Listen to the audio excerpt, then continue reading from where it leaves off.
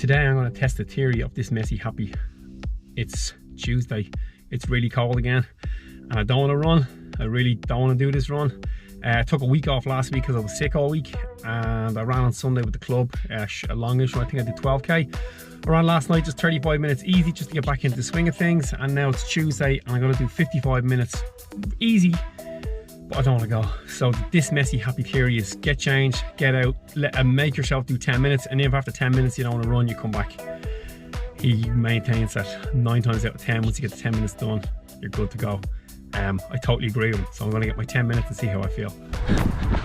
10 minutes into the run, I'm feeling much better. So glad I got out.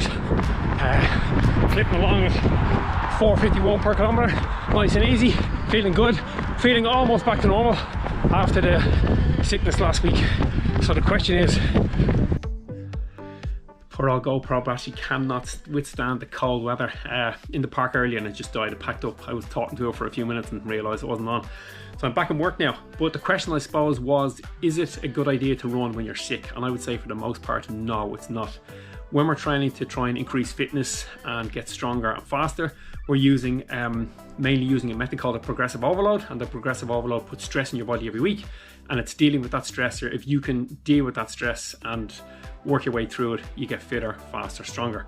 If you're sick, that's going to cause an enormous amount of stress, a lot more stress on your body than what the progressive overload of running would cause. So therefore, you're not going to be able to partake in the progressive overload while you're trying to fight off a cold, infection, and virus, or whatever it is, stomach bug, whatever. So unless you absolutely have to run, I would say if you're sick that you shouldn't run. I'm trying to think of reasons why you would have to run, and probably run streak is probably the only one I could come up with. There are guys who do run streak, they run every day, and if you're only running for 10 or 15 minutes, a real easy run, you might just be able to handle that if you've been doing it every day for a long time.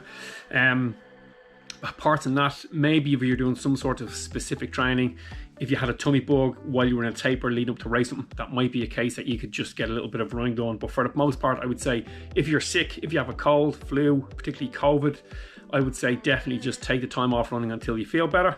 And then when you feel better, treat yourself like a beginner for the week coming back. So real easy runs, depending on what your volume was leading into it, but definitely not anything hard or heavy in the week that you get back. That's about it. One thing I would say with COVID is that the most recent research out shows that between about 1.5 and 2% of athletes who get COVID end up with a myocarditis. So that means if you know 100 people who have had COVID, there's a good chance that 1.5 or 2 of those people have or may have had a myocarditis. So if you're coming off from COVID, you should definitely go easy to begin with, monitor your ability to run and your feel for the run. If you have a heart rate monitor, absolutely wear that, and if you see some sort of discrepancy where it's way higher than what it would usually be, that might be a case to go and get checked out. But for the most part, I would say if you're sick, do not run until you feel better.